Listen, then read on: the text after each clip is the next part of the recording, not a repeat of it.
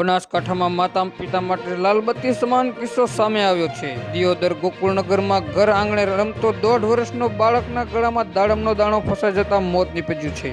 બાળકના ગળામાં દાડમનો દાણો ફસાઈ જતા તેનો શ્વાસ રૂંધાઈ ગયો હતો, જે બાદ તેનું મોત નીપજ્યું છે। આ બાળકને પહેલા તો સારવાર માટે હોસ્પિટલમાં લઈ જવામાં આવ્યો હતો, જો કે હોસ્પિટલમાં લઈ જતા ડોક્ટરે તેને મૃત જાહેર કરી દીધો હતો। આ અંગે મળતી માહિતી પ્રમાણે બનાસકાંઠામાં દિયોદર ગોકુળનગરમાં આંગણે રમતા બાળકના ગળામાં દાડમનો દાણો ફસાઈ ગયો હતો। 1.5 વર્ષનો જેનિલ નામનો બાળક બર્થડે પાર્ટીમાં ગયો હતો, જ્યાં ત્યાં રહેલા પાવામાં રહેલો દાડમનો દાણો ગળામાં ફસાઈ જતા શ્વાસ રૂંધાતા તેને તાત્કાલિક સારવાર માટે લઈ જવામાં આવ્યો હતો, જો કે સારવાર માટે હોસ્પિટલમાં લઈ જતા તેની તપાસ કરતા ડોક્ટરે તેને મૃત જાહેર કર્યો હતો। થોડા વર્ષ પહેલા પણ આવો જ કિસ્સો સામે આવ્યો હતો, જેમાં ફરીદાબાદના એતમાદપુર ગામના રહેનાર ડેવિડ બૈસલાની દીકરી શ્વાસનળીમાં દાડમનો દાણો ફસાઈ જવાના કારણે મોત થયું હતું।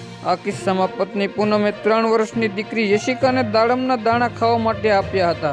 યશિકાએ મુઠ્ઠી ભરીને દાડમના દાણા મોઢામાં મૂકતા જ શ્વાસનળીમાં ફસાઈ ગયો અને તેનું મોત થઈ ગયું। ડેવિડ બૈસલા એક પ્રાઇવેટ કંપનીમાં નોકરી કરે છે। પળે પળની અપડેટ મેળવવા માટે અમારી ચેનલને લાઇક કરો, સબસ્ક્રાઇબ કરો અને બાજુનું બેલ આઇકન પ્રેસ કરો, જેથી કરીને અમારા હરેક વિડીયોની નોટિફિકેશન તમને મળતી રહે।